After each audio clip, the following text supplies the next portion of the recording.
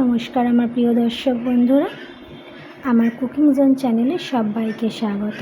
তো আজকে আমি বানিয়ে দেখাবো খুবই সিম্পল একটা পুঁইশাক কুমড়ো আলু রেসিপি, যেটা খুবই সাধারণ হতে পারে কিন্তু খেতে হবে দুর্দান্ত। তো দেখতেই পাচ্ছ কত সুন্দর হয়েছে। চলো তাহলে আর দেরি করব না, শুরু করে দিই রেসিপিটা। তার জন্য প্রথমেই একটা কড়া গ্যাসের উনুনে বসিয়ে নিয়েছি এবং তার মধ্যে দিয়ে দিচ্ছি সর্ষের তেল। আজকের পুরো রেসিপিটা আমি কিন্তু সর্ষের তেলেই বানাবো। তো সর্ষের তেলে বানালে কিন্তু একটা আলাদাই স্বাদ হয় এই রান্নার। তো দেখো তেলটা গরম হয়ে যেতে এর মধ্যে দিয়ে দিচ্ছি ছোটো চামচের 1 চামচ মতো পাঁচফোড়ন। আর এই পাঁচফোড়নটা দিয়ে একটু নেড়ে চেড়ে নিয়ে তার মধ্যে দিয়ে দিতে হবে পেঁয়াজ কাঁচা লঙ্কা কুচো। আর এই পাঁচফোড়ন দেওয়ার পরে যদি কাঁচা পেঁয়াজ কাঁচা লঙ্কা দিয়ে এইভাবে রান্নাটা করা যায় না, দুর্দান্ত স্বাদ হয় এই পুঁইশাক রান্নায়। তো দেখো পাঁচফোড়ন দেওয়ার পরে এই পেঁয়াজ আর কাঁচা লঙ্কাটাকে দিয়েও ভাজা করে নিতে হবে। আর খুব সুন্দর একটা গন্ধ বেরোয় পাঁচফোড়ন দিলে। তো দেখো পেঁয়াজটাকে একটু হালকা ভাজা ভাজা করে নিয়েছি। এবারে কেটে ধুয়ে রাখা ডাঁটা আলু কুমড়ো এগুলো সব এর মধ্যে দিয়ে দেবো। আর এই ডাঁটা আলু কুমড়োকে দিয়ে খুব ভালো করে তেলের মধ্যে নাড়াচাড়া করে নিতে হবে, যাতে কুমড়োর যে কাঁচা গন্ধ বা ডাঁটার যে কাঁচা গন্ধটা থাকে সেটা যেন চলে যায়। তো দেখো খুব ভালো করে আর খুব সাবধানে এটাকে ধরে করতে হবে, কারণ যদি পরিমাণটা বেশি হয়, দেখতেই পাচ্ছ আমার এখানে আলু ডাঁটা আর কুমড়ো দিয়ে পরিমাণটা যেহেতু বেশি হয়ে গেছে, তো খুব সাবধানে আমাকে নাড়াচাড়া করতে হচ্ছে, নাহলে পড়ে যাবে এরকম একটা সম্ভাবনা থাকে। তো দেখো খুব ভালো করে নাড়াচাড়া করে কিন্তু আমি মিশিয়ে নিয়েছি। এবারে এটাকে একটু সময় পর্যন্ত ভাজা হতে দিতে হবে, নাহলে কাঁচা গন্ধ কিন্তু যাবে না। সেই জন্যই আমি একটু চাপা দিয়ে দিচ্ছি। আর চাপা দিয়ে মিনিট 2 রাখার পর আমি চাপাটা খুলে আবারও ভালো করে দেখো নাড়াচাড়া করে দেবো। তো খুব ভালো করে নাড়াচাড়া করে আমাদের একটু ভাজা টাইপের করে নিতে হবে এই কুমড়ো আলু আর ডাঁটাটাকে। তোমরা চাইলে এখানে আগে আলু দিয়ে পরে কুমড়ো তারপরে ডাঁটা এইভাবে দিতেই পারো, কিন্তু আমি আজকে যেহেতু সময়টা বাঁচাতে হবে আমাকে, তো তার জন্য আমি একসঙ্গে করে দিয়ে দিয়েছি। আর বেশিরভাগ সব গৃহিণীদেরই খুবই তাড়া থাকে কিন্তু রান্নার সময়। তো দেখো এবারে আমি দিয়ে দিচ্ছি একটা ছোটো সাইজের টমেটোকে মাঝখান থেকে কেটে যতটা পেরেছি ছোটো ছোটো করে কেটে নিয়ে আমি তরকারির মধ্যে দিয়ে দিলাম। দিয়ে আবারও খুব ভালো করে টমেটোটাকে এই ডাঁটা কুমড়ো আলুর সঙ্গে ভালো করে মিশিয়ে নেব, যাতে টমেটোও গলে যায়, একটু ভাজা টাইপেরও হয়ে যায়। তো দেখতেই পাচ্ছ খুব ভালো করে কিন্তু মিশিয়ে নিতে হবে। আর মেশানো হয়ে গেছে।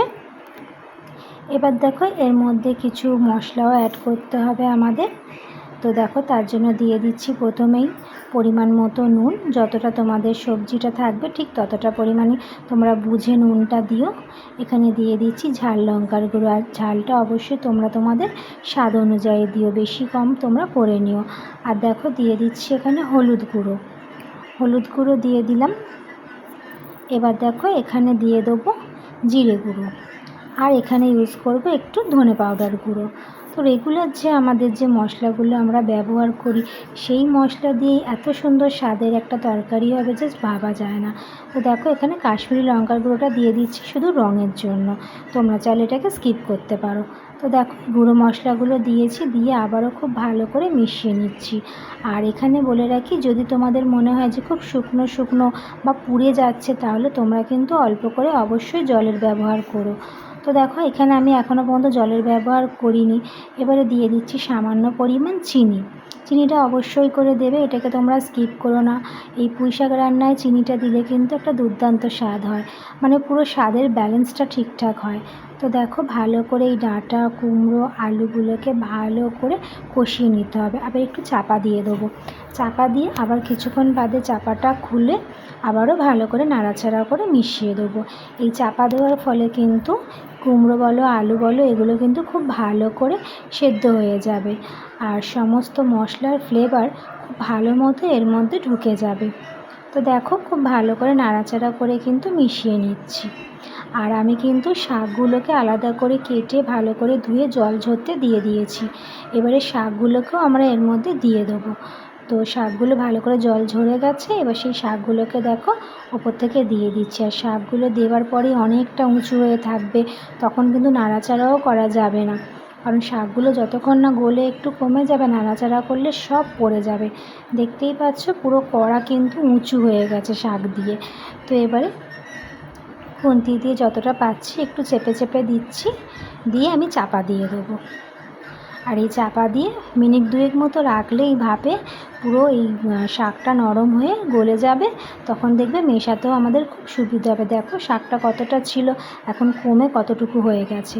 এবারে দেখো এক হাত দিয়ে ভালো করে ধরে আর শাকটাকে কিন্তু মিশিয়ে শাকটা নিচের দিকে আর ডাঁটা কুমড়ো আলুগুলোকে ওপর দিকে করে দিতে হবে। দিয়ে খুব ভালো করে শাকের সাথেও কিন্তু কষিয়ে নিতে হবে। শাকেরও একটা কাঁচা গন্ধ থাকে, তো সেই কাঁচা গন্ধটা যতক্ষণ না যায় পুরো ভালো করে আমরা এটাকে মিশিয়ে নেব। আর একটা কথা বলে রাখি, এখানে যেহেতু ডাঁটাগুলো খুব বেশি মোটা ছিল না, যদি মোটা ডাঁটা থাকে না তাহলে তোমরা মাঝখান থেকে একটু ফালা করে নিও, তাহলে কিন্তু সুবিধা হবে। তো দেখো আমি কষানো হয়ে গেছে, কষানো হয়ে যাওয়ার পরে সেটাকে আমি কুকারে দিয়ে দিচ্ছি। আর কুকারে দিয়ে সামান্য একটু জল দিয়েছি, দিয়ে আমি এটা হুইসেল আসা পর্যন্ত অপেক্ষা করব। তো এখানে 2টো হুইসেল আসার পরই আমি তরকারিটাকে নামিয়ে কড়াই ট্রান্সফার করে নিয়েছি, নিয়ে আমি তোমাদের দেখাচ্ছি। দেখো তো এখানে কুমড়ো আলু চেক করে নিয়েছি, খুব ভালো মতো গলে গেছিলো। তো দেখো হয়েই গেছে আমাদের রান্না। এবারে আমি গ্যাসের ফ্লেমটাকে অফ করছি। এই যতটুকু ঝোল আছে এটাও কিন্তু পুরো শুকিয়ে যাবে, শুকিয়ে খুব সুন্দর হয়ে যাবে। তো কেমন হয়েছে তোমরা অবশ্যই আমাকে জানিও কমেন্টে। আর যদি আমার এই রেসিপি ভালো লেগে থাকে অবশ্যই একটা লাইক করো, আর নতুন বন্ধু হলে অবশ্যই আমার চ্যানেলটাকে সাবস্ক্রাইব করে দেওয়ার অনুরোধ রইল। তো তোমরা সবাই ভালো থেকো, সুস্থ থেকো, আর এভাবেই আমার সঙ্গে থেকো, আমার পথ চলায় আমাকে সাহায্য করো। আশা করি আমার এই রেসিপি তোমাদের ভালো লেগেছে। তো আজকের মতো এখানেই শেষ করলাম।